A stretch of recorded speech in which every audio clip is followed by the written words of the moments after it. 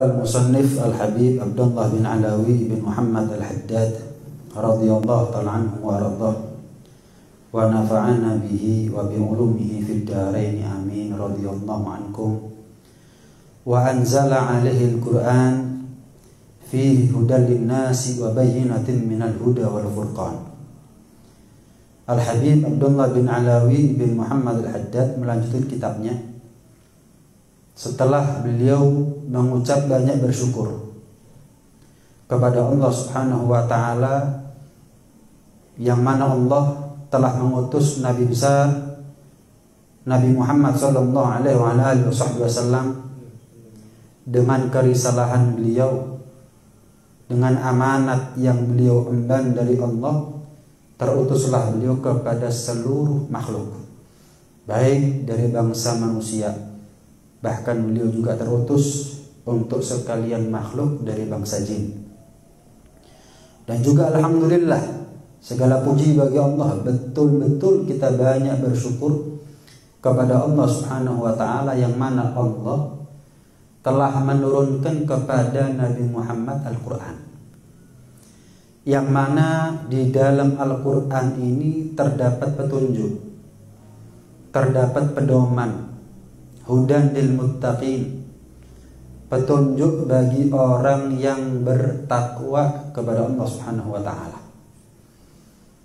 Ya, kita kalau beli mobil ada buku petunjuknya, kita beli barang elektronik juga ada buku petunjuknya. Bagaimana mungkin Allah tidak menyediakan bagi kita buku petunjuk untuk bisa sampai kepada surga, untuk bisa selamat dari neraka, untuk bisa menjadi manusia yang manfaat, manusia yang baik, manusia yang soleh selama hidupnya di atas dunia. Bagaimana mungkin Allah nggak sediakan itu semuanya?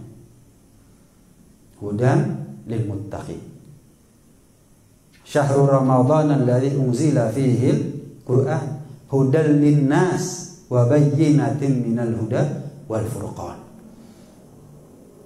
Kadang-kadang kita kalau dengar lagu yang gue banget, kalau kata anak muda zaman sekarang, yang aku banget, wah seneng kita. Padahal di lagu itu tidak disediakan solusinya, cuman kebetulan punya masalah yang sama, kemudian kita tertarik, kita seneng, kita interest, asyik mendengarkan lagu itu.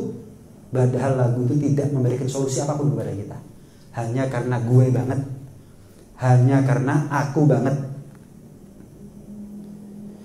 Bagaimana mungkin kita nggak seneng baca Al-Quran, sementara di Al-Quran bukan Allah sediakan masalah, justru di dalam Al-Quran kita disediakan jawaban, dikasih solusi, jalan keluar oleh Allah Subhanahu wa ta'ala.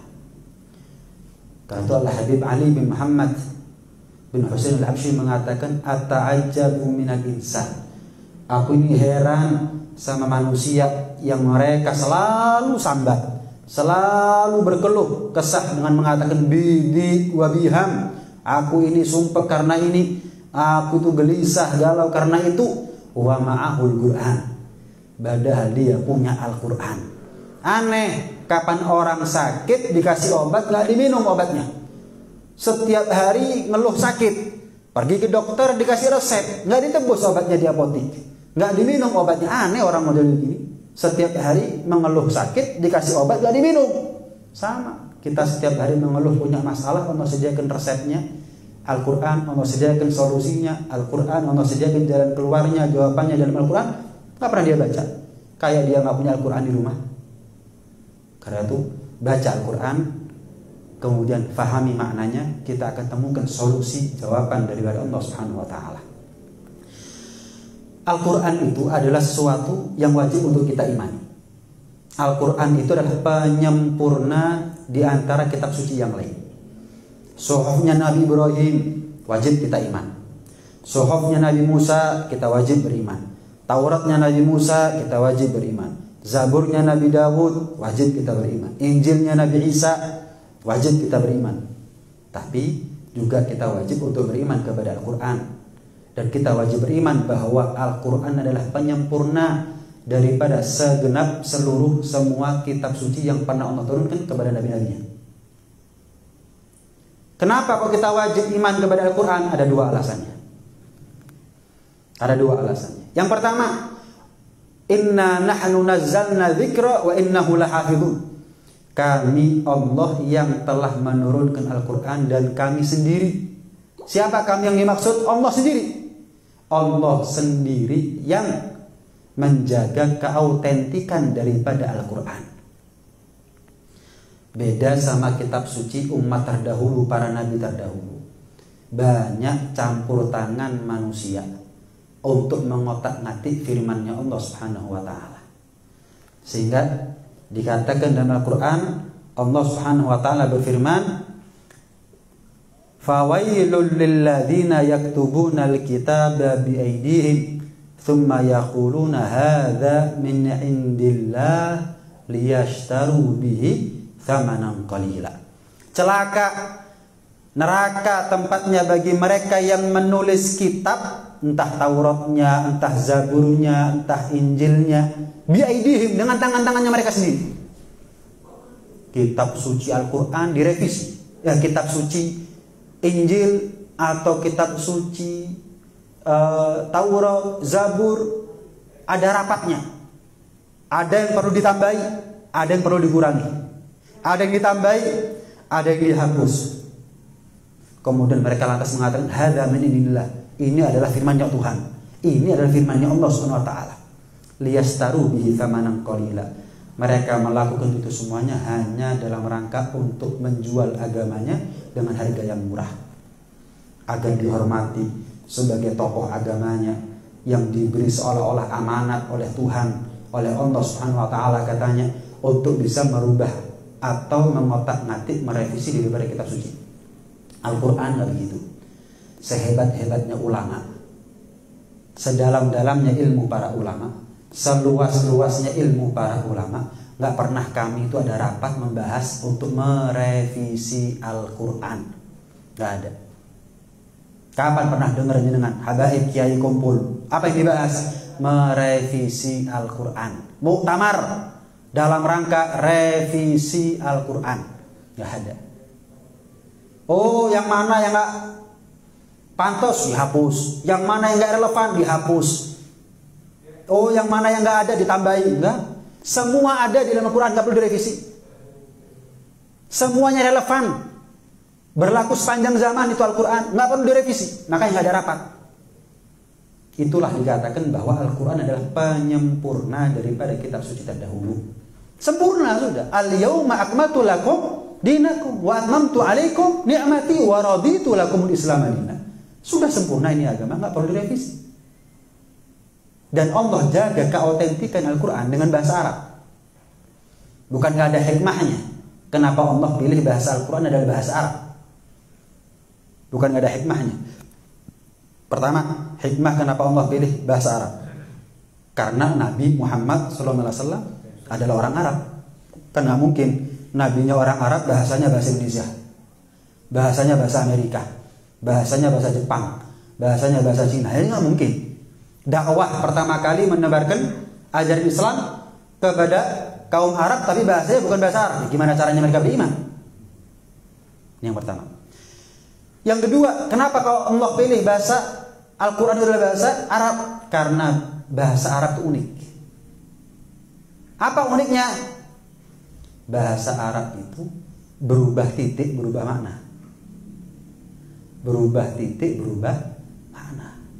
Rohim, rohim pakai hak, yang maha penyayang, yang maha pengasih. Rojim pakai jim, ada titiknya, keliru ada titik. Alamat, yang terlaknat. Yang pengasih sama yang terlaknat, jauh nggak? Jauh. Salah. Kemudian misal habbatun sama hayyatun. Habbah artinya biji, hayyatun artinya ular.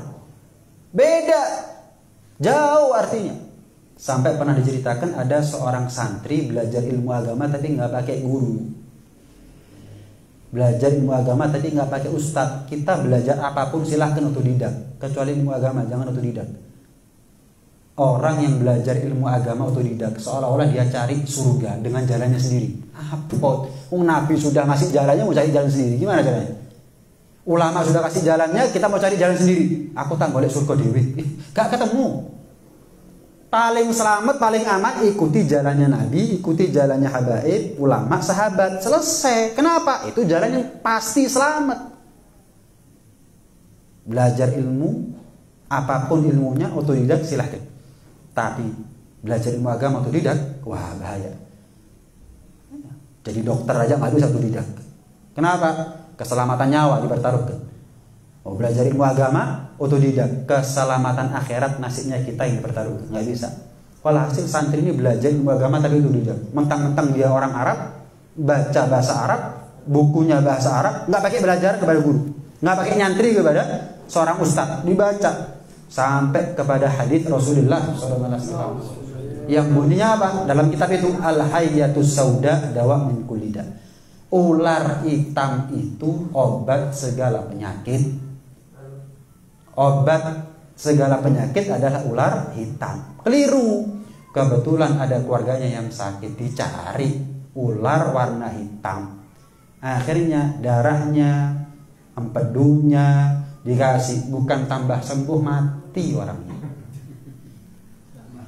Kadung kasep, bingung, tanya sama ulama. Orang sekarang begitu. Kadung baru takut.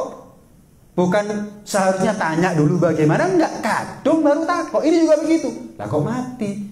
Lah hadisnya Nabi masuk salah. Ular hitam obat segala penyakit. Lah kok malah mak mati? Baru tanya sama ulama, gimana nih? Gak pernah dengar kata si ulama. Hayyatus Sauda dawa min kulli da, gak pernah dengar. Lu bener di kitab ada. Mana kitabnya? Lihat. Dibersihkan. Ini bukan ya, ini bak.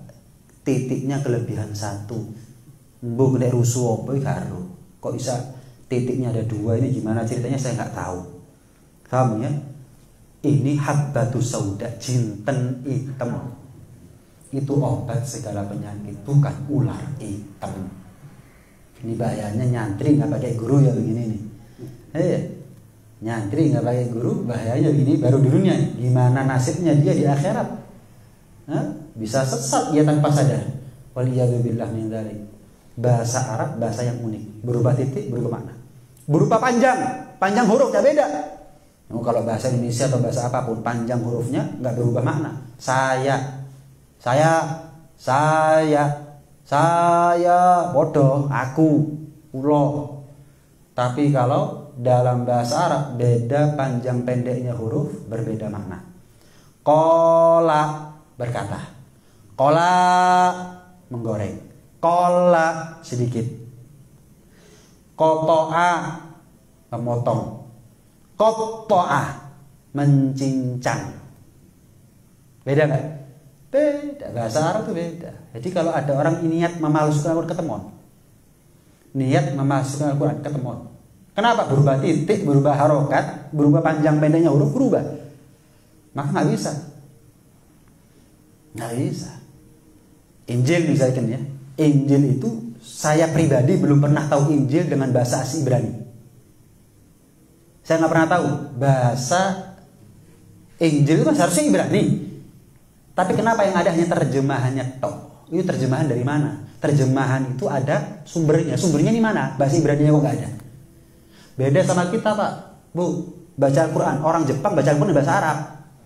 Orang Amerika baca Al-Quran di bahasa Arab. Orang Indonesia, orang manapun baca Al-Quran dia bahasanya Arab. Jadi susah untuk ditipu, susah untuk dimanipulasi atau susah untuk dipalsukan. Kenapa? Semua orang di mana-mana orang kalau baca Al-Quran baca Arab, bahasa Arab. Kemudian Allah berikan kelebihan kepada Al-Quran walaupun nggak ngerti gampang dihafal.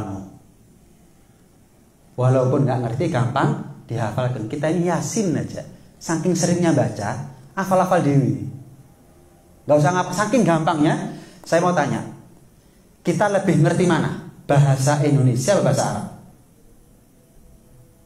Kita lebih ngerti mana? Bahasa Indonesia atau bahasa Arab? Bahasa Indonesia. Cuman lebih gampang mana? Ngapalkan artinya Fatihah sama bahasa Arabnya Fatihah. Ayo. Mulai bismillah sampai waladhdallin. Gampang gak dihafalkan? Gampang. Tapi ngafalno artinya. Lu kok iso? Loh kita ini lebih ngerti bahasa Indonesia kok. Anda baca koran bahasa Inggris, nyenengan hafalkan sak paragraf ya. Berat. Fatihah sak lembar. Hafal, padahal nggak ngerti arti ini kadang-kadang. Loh kok bisa? Ajaib Al-Qur'an ini. Karena banyak jutaan manusia mulai kecil sampai tua yang hafal Quran. Jadi kalau ada orang niat ganti Al-Quran, menipu Al-Quran, memalsukan Al-Quran, memanipulasi Al-Quran, yuk ketemon. Apal. Saya mau tanya yang hafal Injil siapa? Yang hafal Taurat, yang hafal Zabur siapa? Nggak ada. Saking hebatnya Al-Quran, kadang-kadang pastor hafal Quran. Lihat. Ini tanda bahwa Al-Quran ini memang punya kelebihan. Kenapa kok kita wajib beriman kepada Al-Quran? Karena Allah jaga keautentikan, keaslian daripada Al-Quran. Dan Allah sendiri dengan firman-Nya yang menjamin itu. Inna nahnu nazzalna dzikra wa inna lahu lahafidun. Aku Allah yang menjaga keautentikan Al-Quran. Nah, kalau sudah Allah yang bilang, masa kita nggak percaya? Kalau sudah Allah yang berfirman, masa kita ragu? Allah yang menurunkan Al-Quran dan Allah sendiri yang menjamin. Terus kita ragu? Enggak dong. Saya mau tanya, ada nggak yang bisa mengalahkan kekuasaannya Allah? Apakah ada sesuatu makhluk yang bisa mengalahkan karepnya Allah, kehendaknya Allah? Kalau sudah Allah berkehendak untuk menjaga keaslian Al-Quran, maka itulah yang terjadi. Al-Quran sampai kapanpun pasti asli. Sehebat apapun kita untuk merubah-rubah Al-Quran, nggak bakal sanggup. Nggak bakal mampu. Mulai dari zamannya Nabi sampai nanti kiamat, nggak bakal ada orang bisa menipu Al-Quran, memalsukan Al-Quran, memanipulasi Al-Quran. Kenapa? Allah yang jaga. Nggak ada kekuatan yang bisa mengalahkan kekuatannya Allah Subhanahu Wa Taala. Nggak ada karepnya manusia yang bisa mengalahkan karepnya Allah, kehendak keinginannya Allah Subhanahu Wa Taala. Ini yang pertama. Kita wajib iman sama Al-Quran karena Al-Quran dijaga keautentikannya oleh Allah dengan cara-caranya Allah tadi itu. Yang kedua, kita wajib iman kepada Al-Quran. Kenapa sih? Kok kita ini wajib iman sama Al-Quran? Karena banyak di dalam Al-Quran itu hal-hal yang selaras dengan ilmu pengetahuan modern, selaras dengan pengetahuan modern atau ilmu sains istilahnya, penemuan ilmuwan. Banyak yang sama dengan Al-Quran, bukan ketepaan. Jadi orang baru sekarang tahu, Al-Quran sudah ngasih tahu dari dulu. Contoh, ini nggak ada di selain Al-Quran, nggak ada ini nggak ada ini, nggak ada. Injil tepak, Zabur tepak, Taurat tepak dengan keadaan zaman, nggak ada. Cuma Al-Quran toh. Apa diantaranya? Contoh, Allah Subhanahu Wa Taala berfirman dalam Al-Quran, wa may yurid ayyudillahu yaj'al sadrahu dayyiqan haraja ka'annama yas'adu fis sama'. Barang siapa yang Allah kehendaki terhadap seseorang kesesatannya, Allah jadikan dadanya sempit seperti orang itu naik ke langit. Orang itu Pak, Bu, kalau sudah semakin tinggi posisinya, oksigen semakin menipis, maka dada semakin sempit. Jangan kalau pernah naik gunung, keadaan di gunung beda oksigennya dengan keadaan di sini. Dengan kalau naik gunung oksigen tipis. Semakin tinggi posisi seorang, semakin naik ke langit, semakin sempit dadanya karena kekurangan oksigen. Saya mau tanya, ini Al-Quran dibawa oleh Rasulullah SAW dan menyampaikan sesuai dengan realita.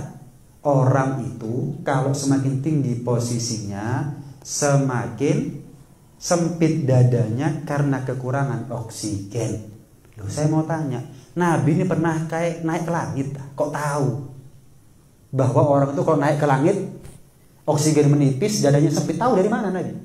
Allah yang kasih tahu. Ini tanda Al-Quran bukan ciptaannya Nabi. Ini tanda kalau Al-Quran bukan ciptaannya Nabi, bukan karya ilmiahnya Nabi, bukan karangannya Nabi, tapi inilah firmannya Allah yang diberitahukan oleh Allah kepada Rasulullah. Nggak tahu Rasulullah kecuali Allah ngasih tahu. Lah masuk gini ketepaan. Jelas ya? Nabi nggak pernah naik ke langit kok. Dalam artian, iya, seperti kita kalau naik ke langit itu loh. Pernah kita keluar angkasa kemudian dada kita sempit. Pernah kita ini kok naik gunung kemudian oksigen menipis. Itu gambaran. Nabi itu nggak pernah naik gunung. Tapi Nabi tahu. Kenapa? Nabi nggak pernah kok. Nabi dikasih tahu oleh Allah Subhanahu Wa Taala. Ya kalau sudah Allah maha pengetahuannya adalah mutlak, meliputi segala sesuatu. Kemaha pengetahuan Allah adalah meliputi segala sesuatu. Itu contoh yang pertama. Yang kedua, bagaimana Allah takdir ada dua laut, tapi beda sifat. Yang satu air laut, yang satu lagi air tawar. Yang satu warnanya putih, jernih, kebiru-biruan. Yang satu lagi warnanya coklat persis sungai, air tawar. Ikannya nggak nyebrang. Yang ini di laut yang sama ini. Cuman yang ini ikannya air laut, ikan laut. Yang ini ikan air tawar. Nggak nyebrang. Kayak ada dindingnya. Kayak akuarium itu ada dindingnya. Padahal nggak ada. Jadi kalau di selam itu orang lalang-lalang ya biasa. Tapi ikannya nggak lalang. Nggak nyebrang. Nabi ngasih tahu. Ini kan penemuan modern. Nabi ngasih tahu bukan modern. 14 abad, hampir 15 abad yang lalu. Marajal bahraini yaltaqiyan bainahuma barzakhul la yabghiyan. Dia Allah yang telah membiarkan dua lautan mengalir, yang keduanya kemudian bertemu. Antara keduanya ada batas yang tidak dilampaui masing-masing. Kayak ada dinding, ada batas yang tidak melampaui masing-masing. Tapi kalau di Islami ya nggak ada dindingnya. Itu murni kehendaknya Allah Subhanahu Wa Taala. Jelas ya. Kemudian contoh yang lain tentang garis edar daripada matahari dan bulan. Wasyamsu tajri limustaqarrin laha dzalika taqdirul azizil alim. Dan matahari berjalan di tempat peredarannya. Saya mau tanya, Nabi ini ahli astronomi. Kok tahu Nabi itu bahwa matahari itu punya garis edar, garis orbit? Kalau keliling dari satu posisi ke posisi semula, maka terbentuklah tahun 365 hari matahari itu mengelilingi medan orbitnya. Nabi tahu dari mana? Pernah ke matahari? Pernah naik pesawat ulang-alik? Allah yang kasih tahu. Ini sekali lagi tanda bahwa Al-Quran itu benar. Masuk ketapaan mana? Oh balik-balik ketapaan gitu loh. Bukan ketapaan. Ini juga tanda selain Al-Quran itu adalah hak, makanya kita wajib beriman. Al-Quran ini bukan karyanya Rasulullah, ini murni firmannya Allah. Nabi nggak tahu, Allah yang kasih tahu. Allah yang kasih tahu. Wal qamara qaddarnahu manazil hatta adakal urjunil qadim. Dan kami Allah telah tetapkan bagi bulan posisi-posisi, manzilah-manzilah, sehingga setelah dia sampai, bulan sampai ke manzilah yang terakhir, kembalilah dia sebagai bentuk tandan yang tua, sabit. Dimulai dari sabit, berakhir pada sabit. Ya. Setiap hari bulan itu berubah bentuknya. Setiap hari itu bulan berubah bentuknya. Dimulai dari bentuk sabit, diakhiri dengan bentuk sabit. Paham ya? Nah, dari mana Nabi tahu? Nabi bukan ahli astronomi kok. Allah yang kasih tahu. Contoh yang lain. Allah Subhanahu wa taala berfirman gimana? Fa inna khalaqnakum min turab, thumma min nutfatin, thumma min 'alaqatin, thumma min mudghatin mukhallaqatin wa ghairi mukhallaqatin linubayyana lakum ila akhiril ayat. Yang artinya apa? Sesungguhnya kami Allah telah menjadikan kamu manusia dari tanah, kemudian dari setes mani, kemudian dari segumpal darah, kemudian dari segumpal daging. Ada yang sempurna, ada yang tidak sempurna. Dari mana Rasulullah tahu? Ahli biologi, dokter kandungan itu Rasulullah. Tanah, mani, segumpal darah, segumpal daging. Dari mana Rasulullah tahu? Kalau bukan karena Allah yang kasih tahu. Kalau sudah begini, masa kita nggak iman sama Al-Quran? Iman sama Nabi tapi nggak iman sama Al-Quran? Ya nggak mungkin dong. Iman sama Nabi konsekuensinya harus iman kepada apa yang dibawa sama Nabi. Dan paling agungnya mukjizatnya Nabi adalah Al-Quran. Bukan membelah bulan, paling agungnya mukjizatnya Nabi. Bukan Isra dan Mi'raj, paling agungnya mukjizatnya Nabi. Al-Quran adalah paling agungnya mukjizat Nabi. Kalau membelah bulan kita nggak tahu. Kita iman, tapi kita nggak pernah melihat secara nyata. Isra dan Mi'raj Nabi kita iman. Nabi itu Isra dan Mi'raj, tapi kita nggak pernah lihat. Nabi itu manggil pohon. Iya, kemudian perintah kembali balik itu pohon. Syahadat di depan Nabi. Kita iman, tapi kita nggak tahu. Apapun mukjizatnya Nabi, kita iman, tapi kita nggak tahu, nggak pernah menyaksikan. Tapi kalau Quran, kita iman, kita menyaksikan keajaibannya. Kita menyaksikan keajaibannya, kita menyaksikan relevansinya. Nggak ada apa yang terkandung di dalam Al-Quran yang tidak relevan, yang tidak sesuai dengan kondisi zaman, atau bertentangan dengan ilmu pengetahuan sains modern, bertentangan dengan penemuan ilmuwan. Nggak ada. Sampai pernah diceritakan seorang profesor masalah 2 air dalam 1 laut tadi itu. Dia membuat satu riset penelitian dengan kejadian tersebut. Wah, dengan bangganya dah. Dia bawa itu hasil penelitiannya. Kemudian dia takdirnya Allah ketemu sama seorang profesor muslim. Wah, hasil karya ilmiahnya dia yang berjilid-jilid itu dibaca sama profesor muslim.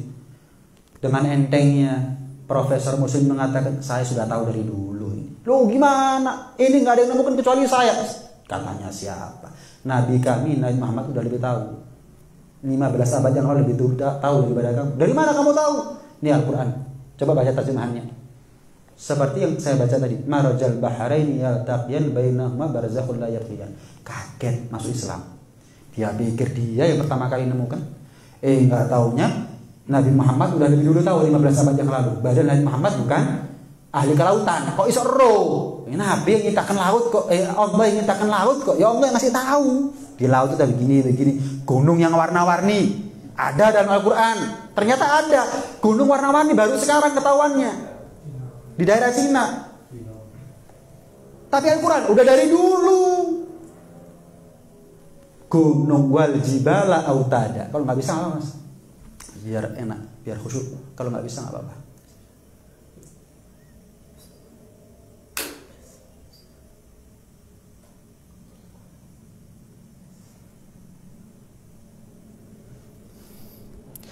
Wal jibala autada, dan gunung yang Allah jadikan sebagai pasak.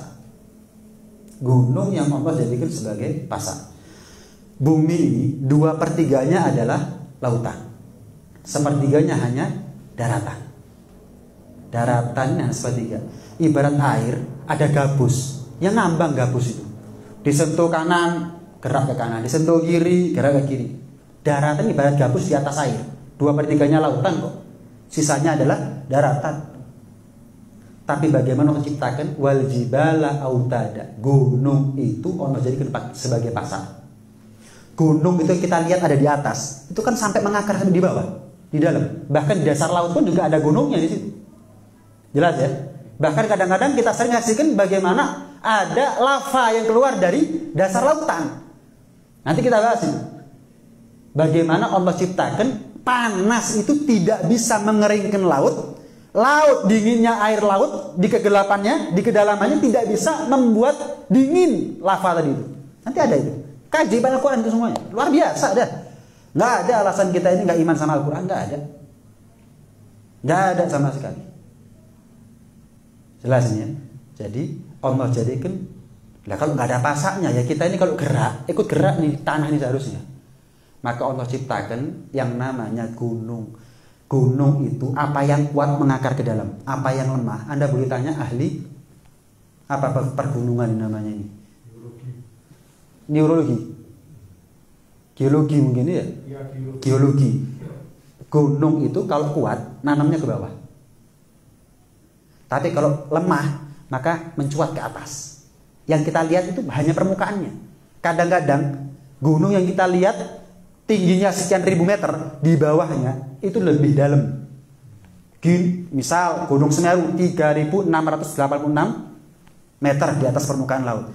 Itu kadang-kadang di bawahnya mengakar kuat untuk bisa nahan geraknya kita di atas tanah. Gerak kita bangun apapun nggak gerak ini tanah. itu lebih dalam daripada 3686 mdpl. Kenapa? Itu yang paling kuat. Saya mau tanya, pohon yang paling kuat yang di atas apa yang di bawah? Bawah. Sama, gunung itu yang paling kuat yang di bawah. Itu fungsinya gunung, pasak kok. Pasak itu yang kuat yang di atas. Yang kelihatan di atas. Yang di bawah. Makanya kita ini gerak. Truk tronton. Wah, apa aja benda berat lewat, nggak gerak. Kenapa? Pasaknya bukan cuma satu. Di Indonesia aja ada berapa gunung? Di Pulau Jawa aja ada berapa gunung? Yang sekitar Malang aja ada Semeru, ada Bromo, ada Arjuno, Welirang. Banyak, itu jadi pasak semuanya. Dan pasak itu yang kuat subhanallah. Ini Al-Quran jelaskan. Lah kalau ilmu geologi kan baru ketemu. Masa dari 15 abad yang lalu sudah ada ilmu geologi? Ada. Ilmu geologi, astronomi, arkeologi, ilmu apapun kelautan baru. Al-Quran 15 abad yang lalu. Yang bawa Nabi, maaf, Nabi itu nggak bisa baca, nggak bisa nulis. Itu adalah untuk menunjukkan bahwa Nabi itu benar.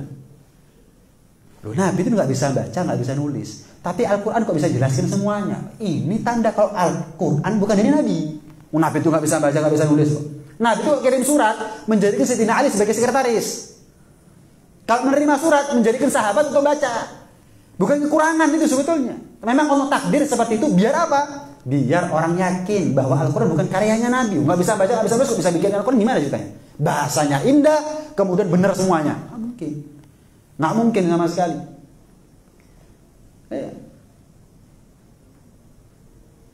Kemudian Allah berfirman bagaimana? Yakhluqukum fi butuni ummahatikum khalqan min ba'di khalqin fi dhulumatin thalath. Allah itu menciptakan kalian para manusia ada di dalam rahim ibu-ibu kalian semuanya, dan Dia menjadikan kamu dalam perut ibumu kejadian demi kejadian dalam 3 kegelapan.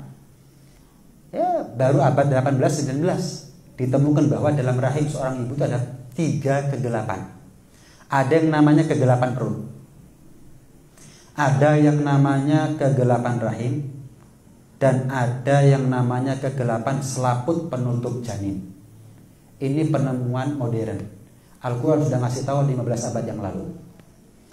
Kemudian ada api di dasar lautan. Allah berfirman bagaimana? Wal bahril masjur, yang artinya dan laut yang di dalam tanahnya ada api. Apinya panas, tapi sekalipun panas tidak bisa membuat kering laut. Air karena dalam, laut dingin. Tapi sekalipun dingin tidak bisa membuat padam api yang ada di dasar laut. Mungkin dengan bisa lihat di YouTube itu. Ada dasar lautan, tapi kayak gunung dasar lautan itu. Keluar lavanya panas. Dalam satu penemuan dikatakan sampai 231 derajat Celcius. Di dalam laut dasar. Bayangkan. Dingin ketemu panas, tapi beriringan. Seharusnya kan kalau dingin ketemu panas, satu di antara dua. Mungkin panasnya yang kalah atau dinginnya yang kalah. Ini enggak. Di dalam dasar lautan ada lava, derajatnya 231 derajat Celcius. Oh, kok panas sih. Dinginnya gimana minusnya itu? Tapi enggak saling mengalahkan, berjalan beriringan. Wal bahril masjur, dan di dalam lautan yang terdapat apinya. Kemudian bagian otak yang mengendalikan geraknya kita, yaitu ubun-ubun. Anda boleh tanya dokter bagian saraf, bagian ubun-ubun. La illam yantahi lanas'am bin nasiyah nasiyatin kadhibatin khati'ah. Apa nasiyah ubun-ubun? Ternyata untuk ngontrol yang namanya gerak-geriknya kita butuh sensor di kepala, di otak. Dan otak yang paling berfungsi untuk ngontrol sensornya kita adalah ubun-ubun. Panjang ini. Banyak ini sebetulnya. Wa anzalna al-hadida fihi ba'sun syadidu wa manafi'u linnas. Dan kami Allah menurunkan yang namanya besi sebagai kekuatan yang hebat dan mendatangkan berbagai manfaat kepada umat manusia. Ternyata baru ilmu modern, baru abad kesekian ditemukan bahwa besi itu nggak mungkin dari bumi. Besi itu dari asteroid, benda langit. persis dengan ucapannya Allah, firman-Nya Allah. Wa anzalnal al-hadid. Kami Allah turunkan, namanya turun itu bukan dari bawah ke atas, dari atas ke bawah. Dan kami turunkan yang namanya besi. Persis. Gini maksudnya iman sama Al-Quran. Ya apa coba? Ya memang betul-betul gak dikehendaki dapat hidayah dari Allah Subhanahu wa taala. Alhamdulillah, kita nggak perlu soro-soro untuk iman sama Al-Quran. Nggak perlu percaya dulu baru iman. Kita percaya, kita iman. Apalagi ternyata apa yang kita imani tepat semuanya, benar semuanya itu semuanya. Subhanallah. Kemudian ada lagi, bagaimana Allah berfirman dalam Al-Quran, "Au kadhulumatin fi bahrin lujji yakhshahu mawjun min fawqihi sahab." Atau seperti gelap gulita di lautan yang dalam, yang diliputi oleh ombak, yang di atasnya ombak ada langit, ada awan, yang di atasnya awan, gelap gulita bertindih-tindih. Panjang ayatnya. Yang intinya di sini dikatakan bahwa manusia itu nggak mampu menyelam di bawah kedalaman, di atas kedalaman 40 meter. Nggak mampu kecuali pakai alat yang khusus.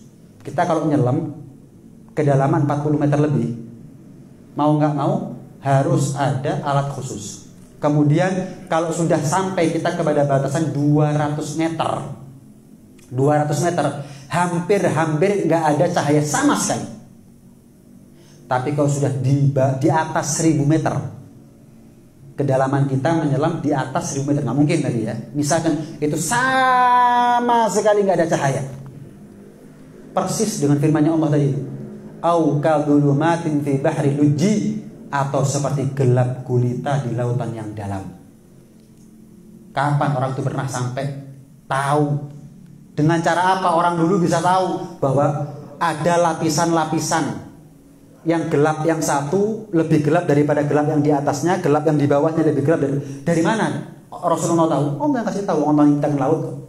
Ini kan penemuan modern. Oh, 40 meter orang itu kalau nyelam butuh alat khusus. Kalau 200 meter hampir nggak ada cahaya. Kalau sudah 1000 meter pasti nggak ada cahaya di situ sudah. Nggak tembus cahayanya matahari. Nggak mungkin sudah. 1000 meter lebih 1 kilo nggak mungkin. Dari mana tahu? Ini gambaran bahwa Al-Quran adalah sesuatu yang hak. Nah, Albert Einstein menemukan teori relativitas waktu. Jadi ilmu pengetahuan modern yang didapati oleh Albert Einstein bahwa waktu itu bisa panjang, waktu itu bisa pendek. Seperti kita sekarang. Yo kadang kroso dawa, yo kadang kroso ndek, kadang cepat, kadang lama.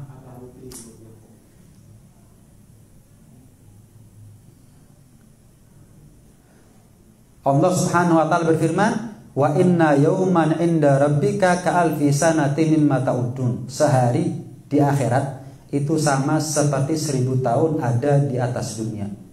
Sehari di akhirat sama dengan 1000 tahun. Itu kan namanya memanjang. Ini kan namanya teori relativitas waktu, relatif, fleksibel. Jadi ya sudah. Cuman ilmu pengetahuannya Albert Einstein nggak sama dengan ilmu pengetahuannya Rasulullah SAW.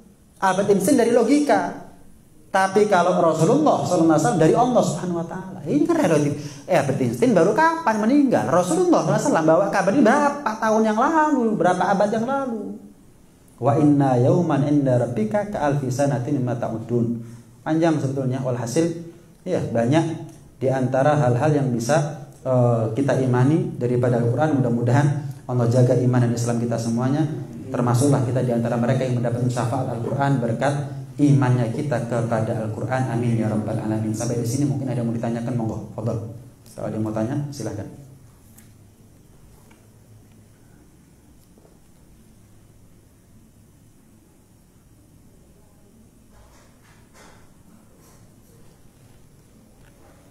Ada? Mudah-mudahan jadi ilmu yang manfaat, barokah, berkah di dunia akhirat. Amin ya rabbal alamin. Rabbana anfa'na bima 'allamtana, rabbi 'allimna alladhi yanfa'una, rabbi faqihna wa faqih ahlana.